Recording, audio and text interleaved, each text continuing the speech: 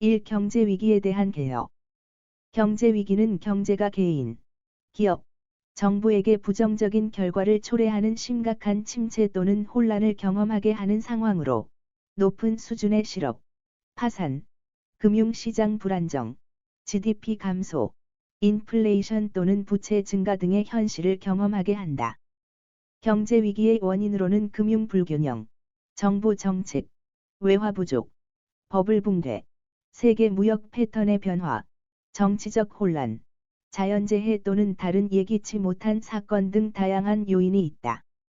경제 위기의 심각성은 경기 침체의 깊이와 지속 기간에 따라 가벼운 불황에서 심각한 불황까지 다양할 수 있다. 그렇다면 최근 미국의 금융기관들인 실리콘밸리뱅크, 시그니처뱅크, 실버게이트 은행 등의 파산으로부터 이어진 UBS의 크레디트 스위스에 대한 합병 등의 일련의 사태들은 경제 위기로 볼 수 있을까? 거의 자연재해 수준의 코로나로 인한 전 세계적인 경기 침체 상황과 그로 인한 전 세계적인 양적 완화 현상에 이르는 일련의 사태는 위기 상황으로 분류될 수 있겠지만, 현재의 미국이나 유럽 상황은 조금 더 지켜봐야 할 것 같다. 아래 경제 위기들에 대하여 설명하면서 언급이 되겠지만 금융기관의 파산은 직접적으로는 부동산 버블 붕괴로부터 발생하는 경우가 많았고, 국가 부채의 과다로 인한 재정위기나 외화 부족으로 인한 외환위기, 무역수지 불균형이 누적되면서 발생하는 복합적인 경제위기, 또는 정치적 불안정이 야기하는 전반적인 경제위기 등 여러 형태의 경제위기들이 있었다. 또한 현대의 경제 위기들은 여러 범주들이 복합적으로 작용하여 발생하는 경우가 많기 때문에 그 대책도 복합적인 처방이 필요한 경우가 대부분이다. 하지만 과거의 경제 위기 사례들을 보다 보면 현재의 상황과 유사한 사례들을 발견할 수 있고, 과거 그러한 사례들의 결과와 영향들을 살펴보다 보면 현재의 조치들이 어떠한 결과를 낳게 될지 어느 정도의 예측도 가능하다. 금융위기와 관련해서는 항상 위기가 발생하기 전 규제 완화가 원인 중에 하나로 거론되어 왔다. 이번 실리콘밸리 은행 등의 파산에도 이러한 규제 완화가 원인이었다고 얘기하는 이들이 많다. 이러한 주장을 하는 사람들은 2008년 글로벌 금융위기 이후 제정된 미국의 강력한 금융규제 법안인 도드-프랭크법, 다드-프랭 액트, 상에 나와 있는 SIFI, 시스테미클리 임포어턴트 파이낸셜 인스터투션즈, 규정의 완화를 예로 들고 있다. SIFI는 시스템적으로 중요한 금융기관으로, 이 금융기관의 파산이나 유동성 위험 등 곤란을 겪는 상황이 발생할 경우 금융 시스템 전체의 안정성에 위협이 될 수 있는 금융기관이다.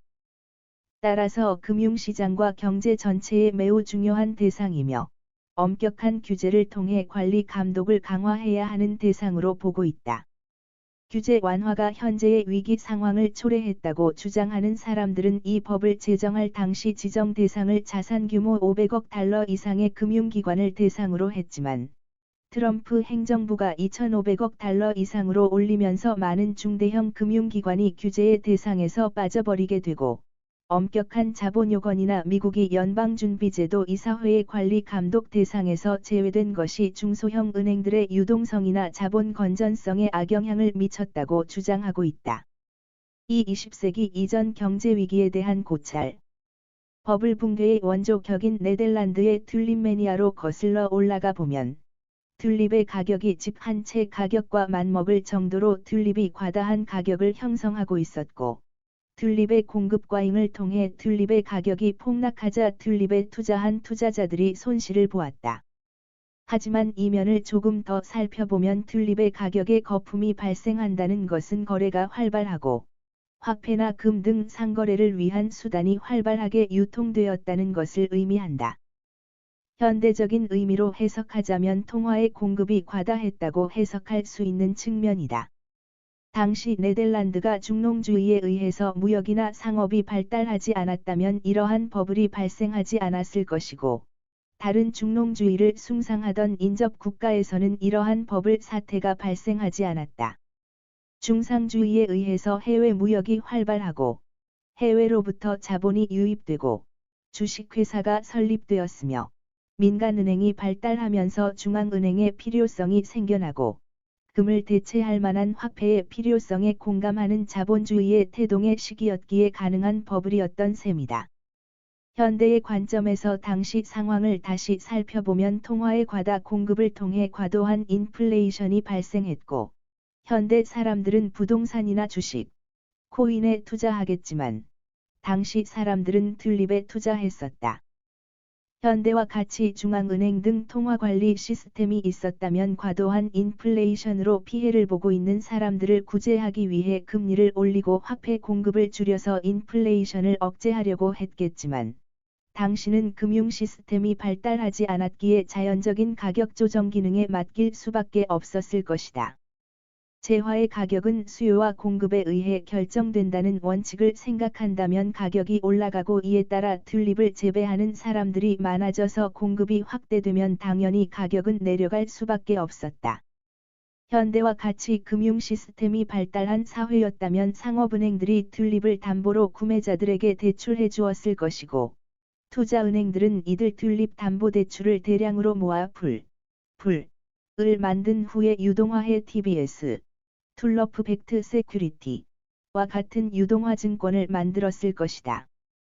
또한 튤립의 등급에 따라 상품, 중품, 하품으로 나누고 돈이 없고 신용도가 낮은 사람들이 주로 사는 하품에 대해서는 서브프라임 등급을 매겨서 돈이 많고 신용도가 높은 사람들이 주로 사는 상품을 담보로 빌려준 대출과 섞어 트렌치를 구성했을 것이다. 그러고 나서 상환 순서에 따라 선순위 트렌치, 중순위 트렌치, 후순위 트렌치로 나누어 부채 담보부 증권인 CDO, 컬레터럴라이즈드 데트 아블러게이션, 와 같은 파생 상품을 만들고 신용평가 등급을 받아 투자자들에게 팔았을 것이다.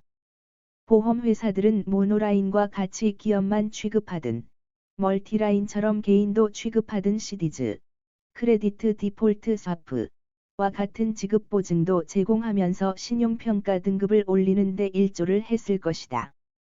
튤립 공급 과잉 등의 영향으로 튤립 가격이 폭락했을 때, 하품을 가지고 있던 서브프라임 등급의 대출자들이 채무를 불이행하고, TBS, CDO 등 파생 상품들이 연쇄적으로 부도가 나서 투자은행과 상업은행도 휘청거렸을 것이고, 시디즈에 대한 채무 이행 청구로 보험회사들도 어려움을 겪는 사태가 발생했을 수도 있다. 하지만 당시에는 금융 시스템이 현재와 같이 발달하지 않아 금융기관의 붕괴와 같은 사태는 발생하지 않았고 국가적인 위기 상황까지 발생하지 않았다. 18세기 초에 발생한 프랑스의 미시시피 회사와 영국의 남해 회사에 대한 버블 붕괴 사태도 마찬가지이다. 다만 이들 사건은 국가에서 주도하였고 국가의 부담을 민간에게 넘긴 것이기 때문에, 그리고 현대와 같은 국가의 개념이 아니라 봉건왕조에서의 국가이기 때문에 선거를 통해 정권이 바뀌는 민주주의 체제가 아니었기에 가능한 일이기도 했다. 전쟁은 현대나 중세에도 돈이 많이 드는 중대한 사건이었다. 경제력이 뒷받침되지 않는 전쟁은 승산이 없었고, 항상 예상을 뛰어넘는 돈의 지출을 요구했다.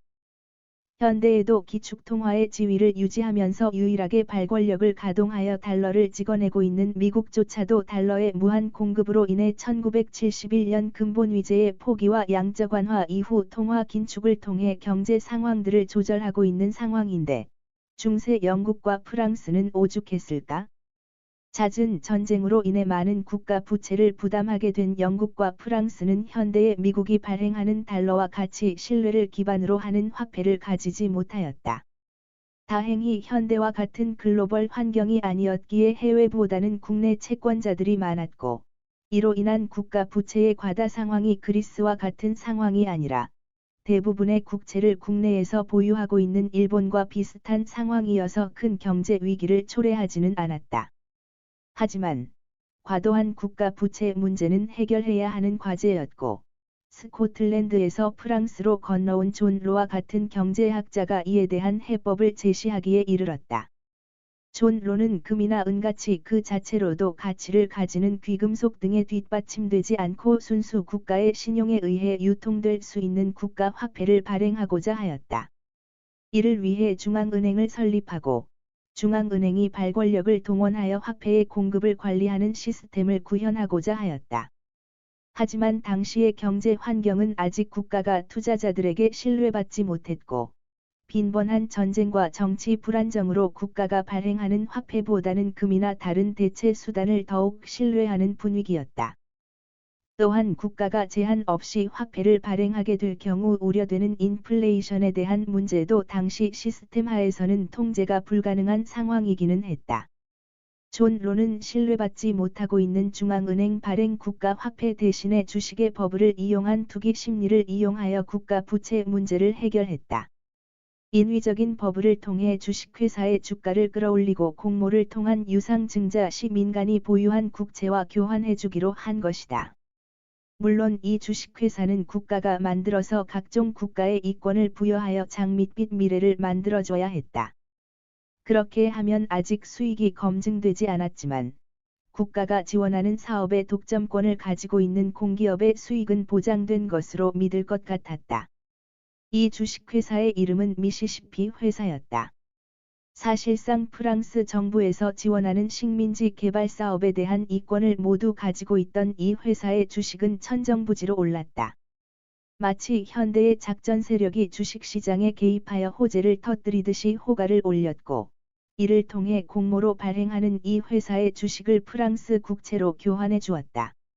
미국 전기자동차 회사인 테슬라의 주식이 $100에서 $1000로 상승하는 것을 본 미국 민간의 미국 국채 보유자들이 테슬라의 공모 유상증자에 참여하여 테슬라 신주와 미국 국채를 교환해준다는 소식에 미국 국채를 들고 달려오는 셈이었다. 프랑스 국채를 보유하고 있던 투자자들은 미시시피 회사의 주가가 거침없이 올라왔던 사실을 알고 있었고, 더 가치가 있을 것으로 예상되는 미시시피 회사의 주식을 받기 위해 더 가치가 없을 것으로 예상되는 프랑스 국채를 들고 와서 교환했다. 이렇게 민간의 프랑스 국채들을 미시시피 회사의 주식으로 교환해 준 다음, 미시시피 회사의 주가는 폭락하기 시작했다. 더 이상 주가를 부양할 필요가 없어진 프랑스 정부나 내부자 정보를 가지고 있던 프랑스 귀족들이 이익 실현을 하면서 이 회사의 주가는 생명을 다한 것이었다. 영국도 프랑스의 버블을 예의주시하며 남해 회사라는 식민지 무역 사업을 하는 회사를 이용하여 인위적인 주가 부양을 했다. 그리고 결과는 버블의 붕괴였다. 하지만 이들 국가는 버블 붕괴 과정을 통해 국가의 과다한 부채 문제를 어느 정도 해결하는 성과를 가져갔고, 피해는 민간 투자자들의 몫으로 돌아갔다.